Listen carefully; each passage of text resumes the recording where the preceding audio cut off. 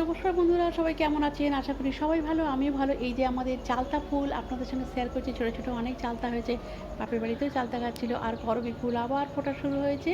আজকে বেশি কিছু গাছ দেখাবো না। এই দুটো গাছই আপনাদেরকে দেখাচ্ছি। করবী ফুল আবার ফুটতে শুরু করেছে। যাই হোক, এই যে দেখুন, আর ছেলের রান্না হয়ে গেছে। এই যে ভাত করেছি, রায়তা, পাহাড়ি রায়তা যেটা গতকাল করেছিলাম। আর করেছি ডিমের কারি। ছেলের টিফিন রেডি। আর তারপর আমি মেদু বড়া করে ফেলেছি। ওই যে বেটে রেখেছিলাম ডালটা, সকালে উঠেই বেটেছি। হাজব্যান্ডকে দিয়ে দিচ্ছি, আমার তো খাওয়া হয়ে গেছে।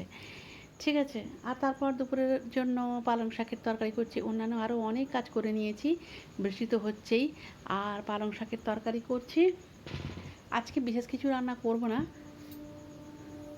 এটা আর সয়াবিন দিয়ে আলু দিয়ে ডিমের অমলেট করে কারি, এটা কোনোদিন করিনি, আজকে করলাম। তারপর পুজো টুজো করে খেতে বসে গেছি, অনেক দেরি হয়ে গেছে আজকে।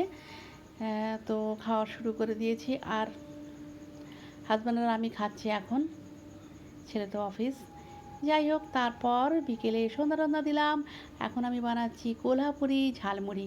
মুড়ি নিয়েছি, তারপর বাদাম আর রসুন ভেজে নিয়ে দিয়ে দিলাম। এটা কারি পাতা, সর্ষে, কাঁচা লঙ্কা, লাল লঙ্কার গুঁড়ো আর হিং সর্ষের তেলে ফ্রাই করে, কারি পাতা দিয়েছি, সর্ষের তেলে ফ্রাই করে দিয়ে দিলাম। দিয়ে ভালো করে মাখিয়ে নিচ্ছি। রসুনটা একদম নরম হয়ে গেছে কিন্তু। ঠিক আছে, ভালো করে মাখিয়ে নেওয়ার পর এই যে দেখুন, দেখিয়ে দিলাম। ভালো করে মাখিয়ে নেওয়ার পর দিয়ে দিচ্ছি রোস্টেড ছোলার ডাল, এটা মিক্সিতে গুঁড়ো করে নিয়েছি। এটা দিলাম, এটা কোটিং সুন্দর হবে, খেতেও টেস্টি হবে। তো আজকের ব্লগটা এই পর্যন্তই। সবাই খুব ভালো থাকবেন।